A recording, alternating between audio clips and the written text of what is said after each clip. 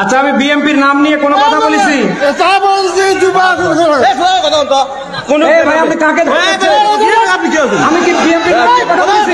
আপনি কথা বলেন, বলেন বলেন কথা বলেন কথা বলেন, আপনি কথা বলেন। আপনার সাহস তো কম না। এমন কিছু করিয়েন না যে এই 1.5 দশকের জালিমদের মতো ভোটে যাওয়ার আগে আপনাদের পরিণতি হয়। আজকে বিএমপির ভাবমূর্তি নষ্ট করছে এরকম কুলঙ্গারেরা। 10টা কথা যদি আপনি সহ্য করতে না পারেন, আপনি কিসের নেতা আমার বলেন তো?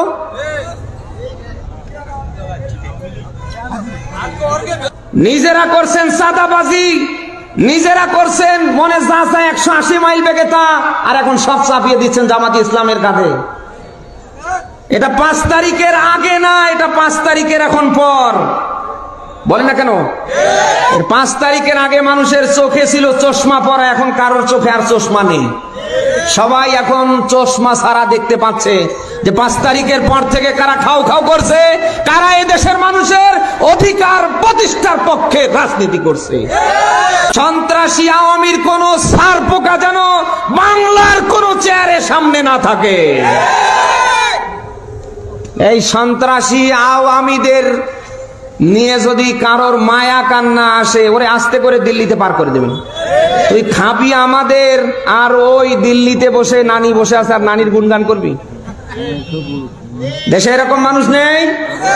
এত কিছু এই 1.5 দশকে হয়ে গেল, এখনো ওদের ভুলতে পারছে না। তোমার যদি ওদের নিয়ে এত মায়া কান্না হয়, তাহলে এদেশে থাকার দরকার নাই, তুমি দিল্লিতে চলে যাবে। বলেন না কেন?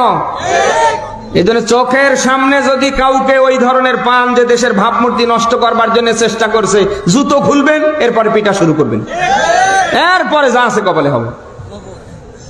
আগামীর বাংলায় আওয়ামী সন্ত্রাসীদের দোসরদের জায়গা হয় না, সামনে হবে না ইনশাল্লাহ। আমরা কি এই পক্ষে এক না? বেরো বগুড়াবাসী, আমাদের রাজনীতির ভিন্নতা থাকতে পারে, আমাদের আকীদার অমিল থাকতে পারে, কিন্তু আগামীর বাংলাদেশ যারা কোরআন সুন্নাহ ভিত্তিক চালাতে চায়, আমরা তাদের জন্য এক। বলেন, আমাদের আকীদা ভিন্ন হতে পারে, আমাদের রাজনীতির অমিল থাকতে পারে, আগামীর বাংলাদেশ কোরআন সুন্নাহ ভিত্তিক চলবে, ওই পক্ষে আমরা। বলেন বলেন বলেন।